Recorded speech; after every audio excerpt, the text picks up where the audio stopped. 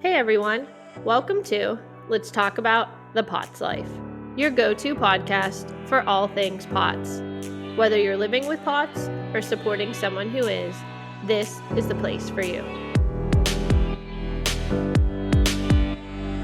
Welcome to another episode of Let's Talk About the POTS Life. Today we have another special guest, Nicole, with us today.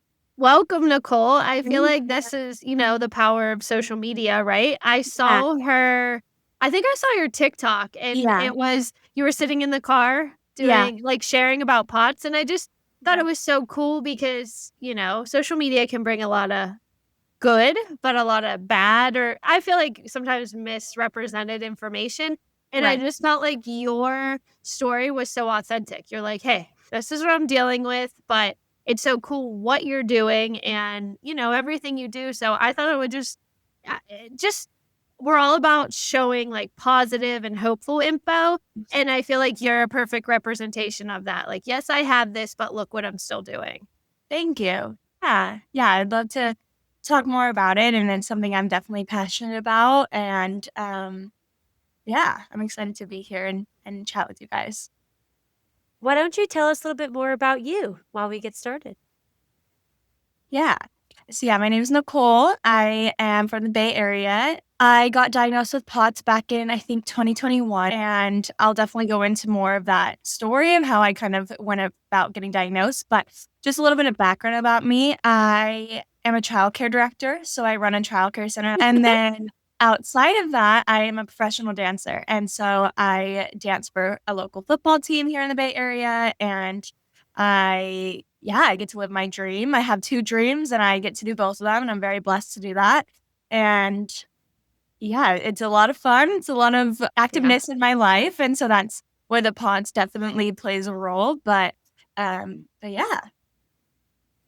I think it's so cool because you do have, it is 2 dreams that you're living out, and they're 2 very, like you said, very active careers. So it's not something that, you can go and kind of rest and then rest up for the other one. Like, they're both keeping you on your feet at all times. Yeah. It's a lot of 12-hour days, a lot of long days where I'm either standing holding a 6-week-old baby and then go straight to practice, and I'm dancing for 5 hours. If you want to go back, well, I guess before we go back to how you were diagnosed, I do have to say the amount, and that's probably how TikTok came, on my page, how it came up, but the amount of dancers that I have, or, theater, dancers. I always say it's type A personalities that I see that get POTS a lot. And, it's these performers and high pressure situations. So I think when I saw your story, I'm like, oh, the dancer fits, right in. Yeah. So if we go back, take us back, did you notice things growing up, or what did that look like for you? Yeah. Growing up, I didn't notice a ton. I was actually started my career in dance as a gymnast. So I was a competitive gymnast all the way through high school. And then I really didn't notice a lot. And in gymnastics, you're flipping and you're doing, a bunch of things that would trigger POTS symptoms, but I didn't notice anything. And then, I started dancing a little bit later on. I was in like 5th grade, I think, and just continued all of that. I started to notice symptoms, honestly. I danced in college as well for San Jose State University, and a little bit in college, I would notice things here and there, but not a ton. We had a really intense team that I was on in college, and we performed very long routines. We performed with the marching band. So sometimes these routines would be 5 to 10 minutes long, and we're doing drills and we're like moving all around the field. But I honestly didn't notice it a ton. I started to really notice it in like 2019, 2020. I just started to notice, like the general fatigue feeling, the lightheadedness. I just started to feel off. That's the only way I could describe it. It's just something's not clicking. I don't know what, but it's not how it used to be. And I at first attributed it, I got hip surgery when I was 18. And I thought maybe coming back from hip surgery, I just lost some stamina, or I lost a little bit of, I don't know. And then, how I got diagnosed. So my little sister, actually, she also has POTS. Oh my God. she was feeling, she's a dancer too, and she was just feeling very, She checks every box. Dancers, family history. I mean, like, it couldn't be. Yeah, it's a great representation of what we, trends we see. Right. But yeah, so my little sister started to not feel well. And I think that as a dancer, I'm such like, I got hip surgery in September and I was competing again in December. Like, I'm just such like a, injury, nothing matters. I'm going to do it. My sister, not to say she's not like that, but she's a little bit more like not as type A as the rest of us. Yes. She's going to talk about, I don't feel good. And she's going to, a little bit more complain about it. She's telling my mom about it and just saying like, she was feeling really fatigued. She was like not wanting to get out of bed. She was exhausted. I remember we would like go to the grocery store and she would need to come home and lay down for like 2 hours. Like, she was just exhausted. And we went to Disneyland. And I remember us kind of both being in line, like, oh my, like, I gotta sit down. This is crazy. And we both just started kind of feeling it. This was in 2020. And then my mom ended up taking her to our doctor, who was amazing. And he was we're lucky to live in the Bay Area where we have Lucille Packard so close by. And he was on the board at Lucille Packard. And he was doing some tests. My sister was also rapidly losing weight, which sometimes you could see with POTS as well. And so that scared them enough to be like, let's go send her to Lucille Packard and just run every test. So my sister ended up going to Lucille Packard for a week. She was not 18 yet, so she was able to go there. And they just ran all the tests. They did a tilt table test, obviously, and they did all these different tests, and then they diagnosed her with POTS. And then my mom became like, as moms do, very... Listen, I get it. I have 2 boys of my own. Yeah, you're going to be the biggest researcher you can find. And my mom is in like 10 Facebook groups about it. She's like she knows more about it than either of us do.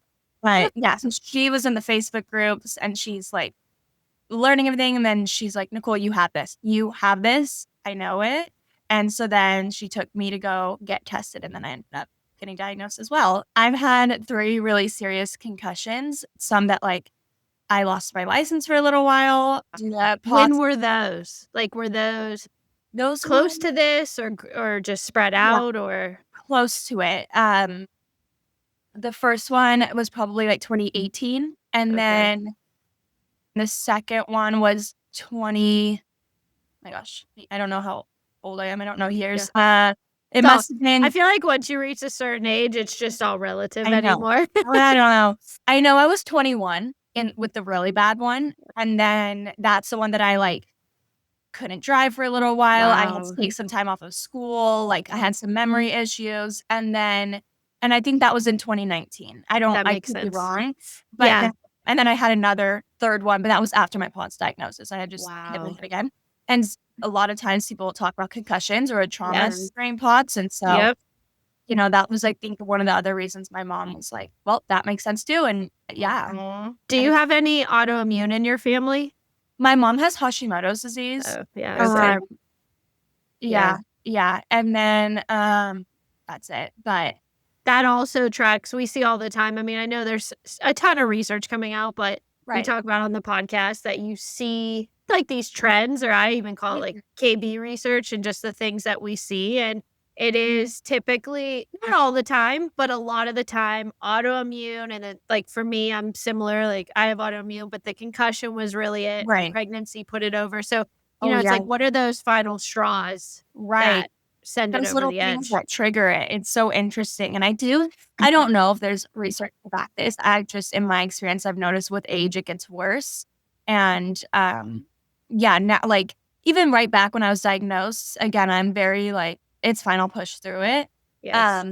I noticed it for sure, but my mom was really the one being like, go, you have this for sure. But then now in my day-to-day, I'm like, oh, I notice it the second I wake up till, it's getting, I don't know if it's getting worse. I always say it's getting worse. I don't know if it is or if it's just affecting me more. I'm definitely feeling it more, It's like, what is that final? I feel like once that final straw goes, pieces just start to kind of crumble until you can have, or you do enough to kind of like keep above water, but there's times that, unless it's the perfect combo of Right. treatment. It's you're right. Like some days probably just feel like way overwhelming. Yeah. Yeah. And just knowing that it's there, it's, the psychology behind it, you're going to look for it more. And so that probably plays a big role in it too. I think that part's hard too. I mean, it's such a good point that mentally it's a lot. And we talk about Yeah. that. I think that's why people start the POTS Life program or come to the office because, anybody can say to you, like, oh, they can read it, right? Have Right. salt, drink water, that Right. stuff. But till you feel what that feels like, I think Yeah.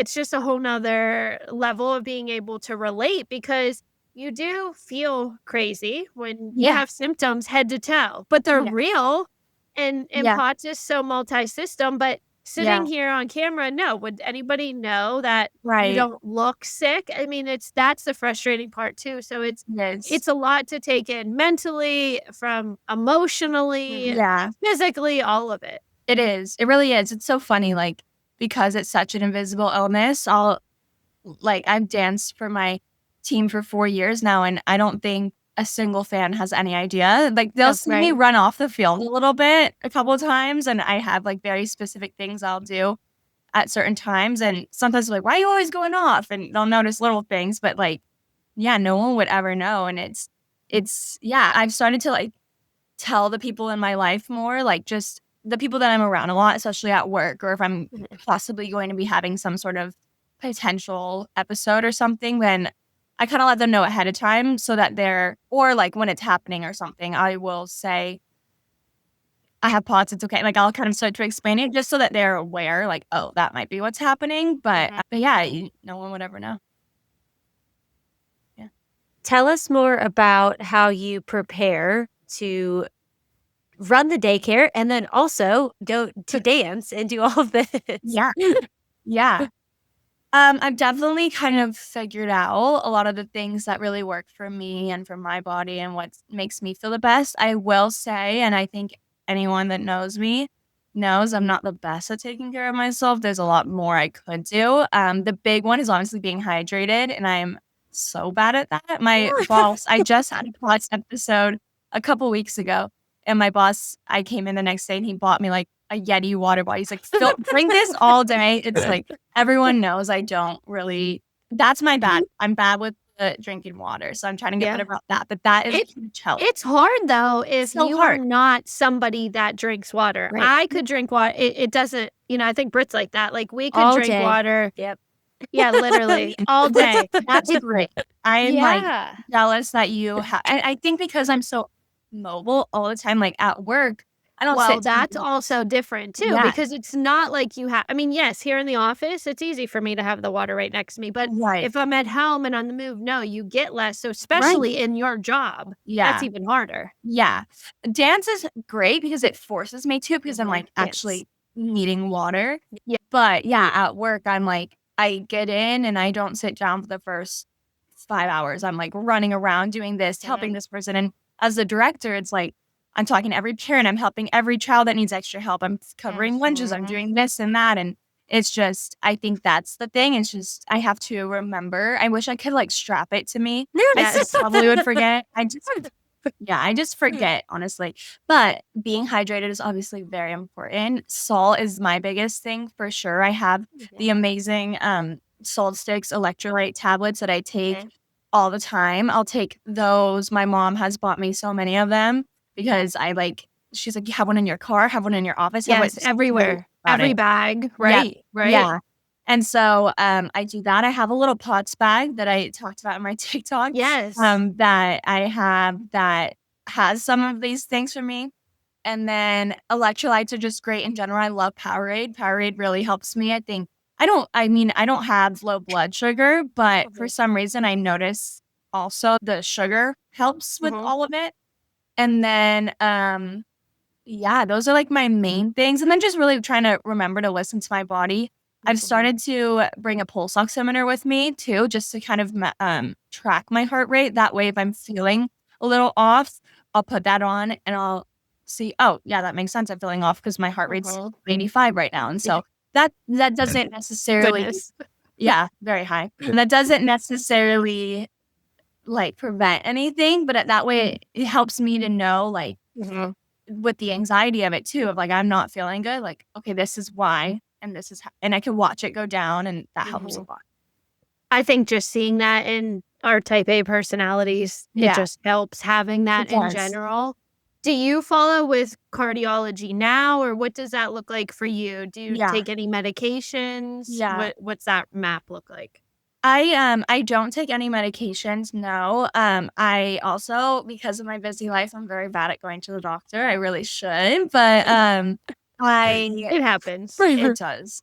So I haven't been since I've been diagnosed actually to a cardiologist, but I was going to my neurologist for a while, Okay. just because of the concussions and everything, and they were doing like tons of things like brain scanning, and they put crazy hats on me and Yes. gel all over my head, and they were doing like they were tracking some things, and they did a lot of it while I was like active on a treadmill, and then when I would be resting, and so that is, the provider that really did kind of talk to me the most about POTS, um, but yeah, I should probably go back sometime soon. I see it both ways. Honestly, like sometimes I have celiac disease. So it's Okay, similar in the fact that I don't eat gluten. right, I'm totally fine, right? right, So if you're doing all the right things, I yeah, didn't follow with gastro for years because there wasn't much for me to like recheck or things like yeah, that because it's 100% gluten free. I yeah, think POTS is similar. Not is it?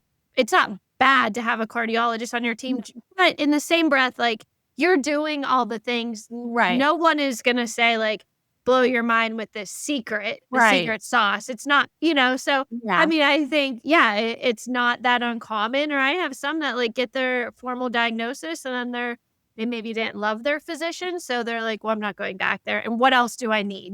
So right. I think you see it all different ways, plus we talk about this often. I was one who had to take meds temporarily, but Mhm. I have plenty that do without meds, so Yeah, I think you see it's kinda I think in the last podcast, Sophie, the soccer player, said it yeah. perfectly, like, everybody is so we're so similar, but it's so individual, Right, Like, it works for you and you have your system. We all have our, like, toolbox, and right. each one is a little different. Yeah, yeah, no, I agree, and, yeah, I mean, the only times I will go to the doctor now is if I have an episode and I do, Mhm. um, like, lose consciousness in any way, or if Mhm. I, like, kind of yeah, that's the only time, that I will go, and it's usually to the ER, and they check me out, and they'll, Mhm. check all those things, and I will say during dance, we have during our football games, we have amazing EMTs who are on our Mhm. staff and that they're on this side, and so I talk to them a lot, and they're always there, and I would go off, however often I would, and they would check everything. They would Mhm. do a pulse oximeter, and they would maybe Mhm. do my blood pressure. They would be checking everything, and they would be giving me salt, and, so I talk to, like, medical professionals about it often, just not a lot of, like, yeah, more testing and things. Right, because there's only so much anyways. Right. When you said that you share now more, like, with your friends and Yeah. people around and things like that, and then what made you? Because your videos for TikTok was more recent, right? Like, what Yeah. was the thing that? Because I was similar. I Yeah. told, like, Brit knew, a few friends knew, but I went from not telling anybody to telling the world. So and Yeah. it's because it's hard to explain. It is So hard. what made you be like, "Okay, I'm gonna be vulnerable and put Yeah. this out there?" Huh. I don't know. I think the biggest thing for me was just starting to feel it more and it affect dance has always been my number one love in life and passion, and dance is such a competitive sport, and it's such a comparative sport, and you're Oh, especially like what I do in the pro dance world with auditions, and it's a lot, and mhm. I think I just started to get frustrated for myself, like, I wanna do things at my 100% best at all times, and Mhm. if I'm feeling like I can't, that's very frustrating for me, Yes. but you know what, like, maybe could help is, like, let's talk about it, like, let me just Mhm. kind of, like, form not only to tell other people, but to hear myself say it, like, this is something real happening in my body and my life that's making me not be able to do things at 100%. I'm not being like lazy. I'm not just not trying. Not something mentally that I'm choosing at all. It's something real. And I thought about how much that affects me in dance. And I thought, wow, that probably affects a lot of people in a lot of different fields. And it's just, it's good to have a community too, just of people who understand or people just to like have knowledge about it. Cause it's not, I even find sometimes talking to EMTs or talking to a doctor here and there, I'm still fine that I'll say, "Oh, I have POTS," and they're like, "What is that?" They don't, some just don't even know. And so it's just the more awareness for it, the more recognition and the more respect for it as well. It's so true. We find that often, right? Yeah. That people just don't know. Some know or some have heard of it, but I think the more it's shared or the more it's talked about, or maybe somebody saw and they're like, "Hey, I've heard of this thing," or Right. ripple effect. You just have no idea where it could lead. It's true. Yeah. Yeah, it's so interesting. It's something that I feel is affecting more and more people every day, and it's definitely important for everyone to know about it. My dance coach actually was a nurse as well, and so that's been great this previous season. She knew a lot about it. I would show her on my pulse oximeter, and she'd be like, "Okay," like, she knows what's right, what's wrong, and that helped. And either way, like, whether a medical professional knows what PODS is or not, they know that what symptoms are normal and what are concerning, like, looking at these things. So, but it just the more people that know about it, the better to me, and the more that I could talk about it and, like I said, almost hear myself say it out loud, the more comfortable I get with it too. Yeah, the more people that know about it, right, they can help remind you to drink your water when they say, "Hey, I haven't seen you stop in 5 hours." And it might help I that know. person that's, like, sitting at home stewing, right? Like, "Okay, Yeah. I have these weird symptoms, but nothing's coming up, and Right. I can't figure it out." So, in my Yeah. mind, the more that you raise awareness about this, it Right. makes people feel less isolated, less That's alone. what it yeah, It just you just exactly. can connect in a different way.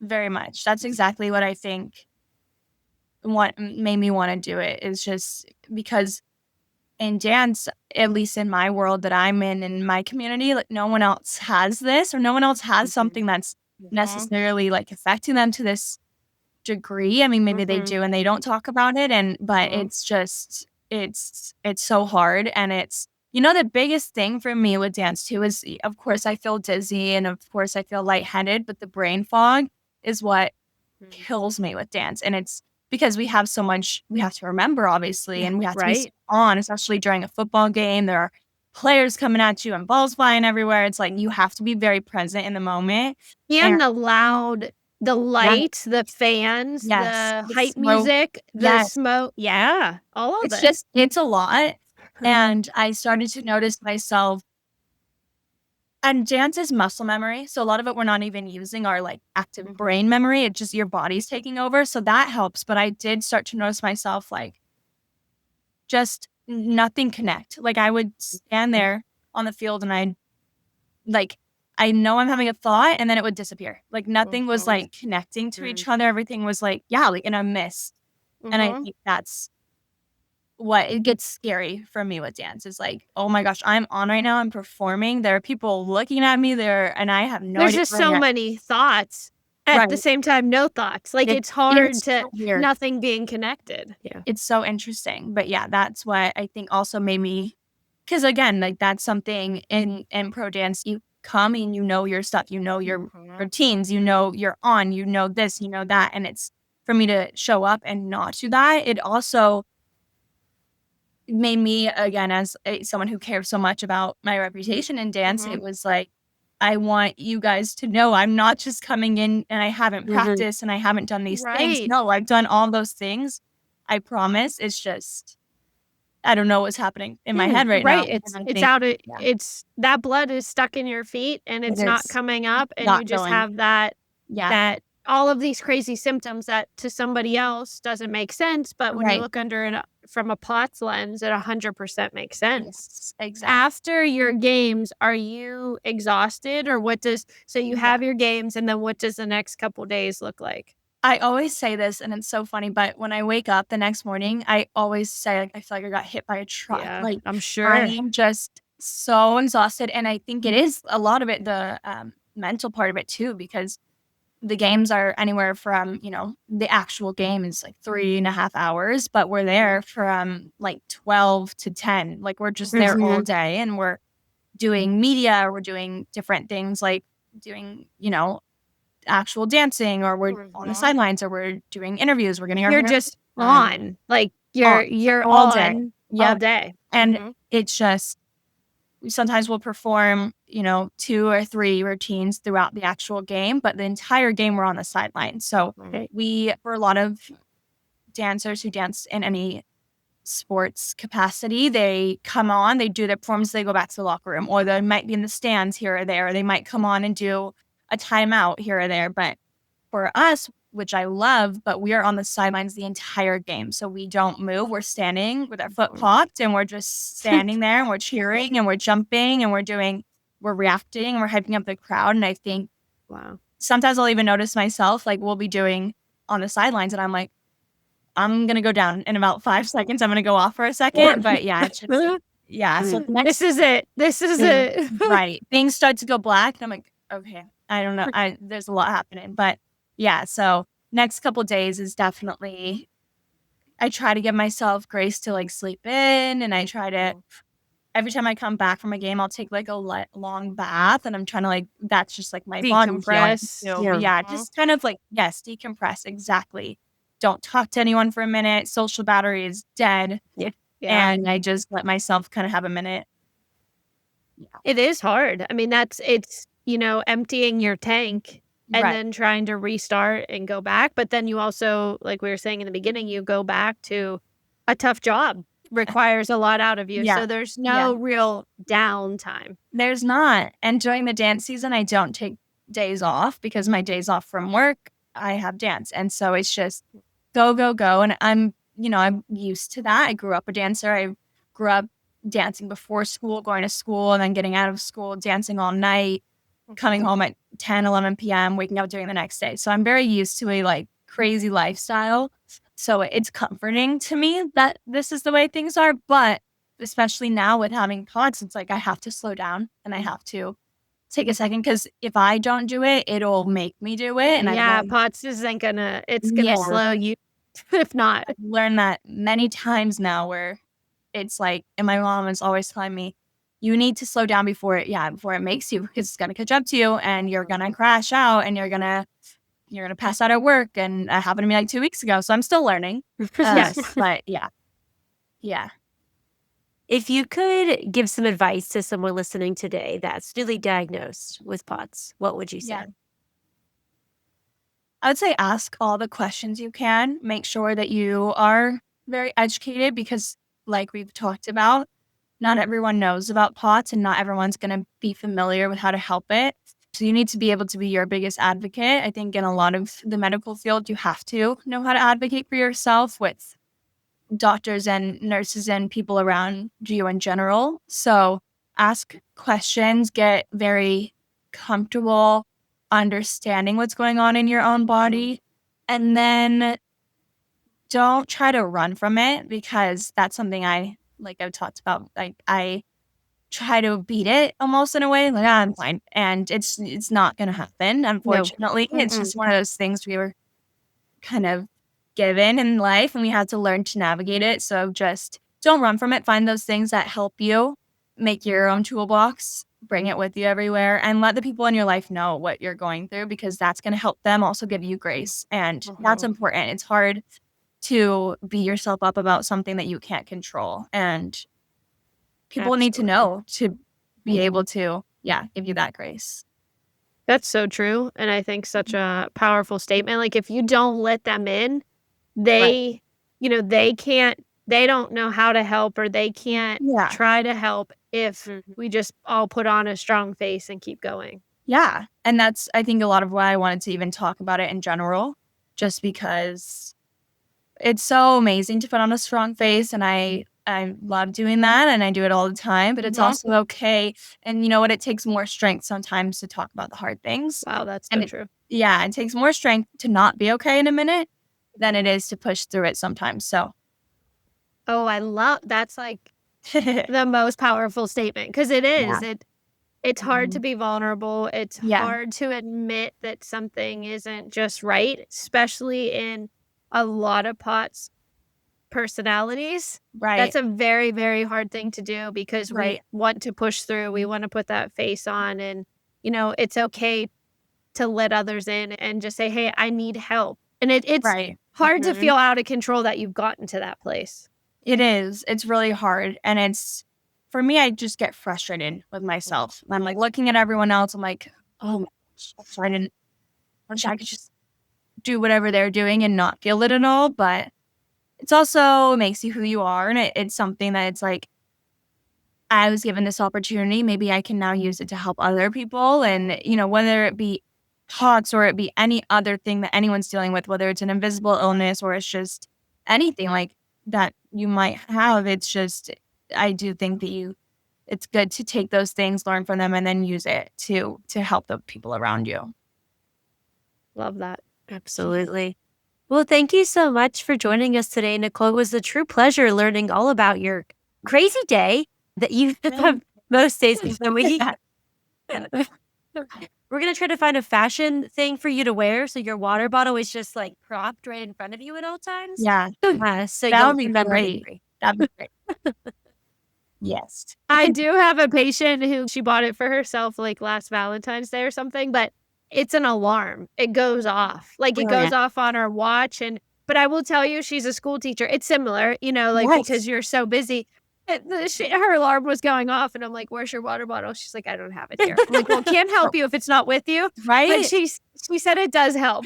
That, you know what? I'll have to do that. I really will. I've downloaded all the apps that are like, you're watering a plant when nothing works. So I'm going to try out. I'll do an alarm next. That sounds like she has it. And it's like this real cute water bottle and the alarm goes off and it's like, "Drink your so many ounces." And it does work for her, except when she forgets it here. Yeah. Forgets to bring it. That's half the battle. It's just bringing We need to get that like POTS Life branded. I need to find out the brand and be like, "Listen, our patients need this." That's brilliant.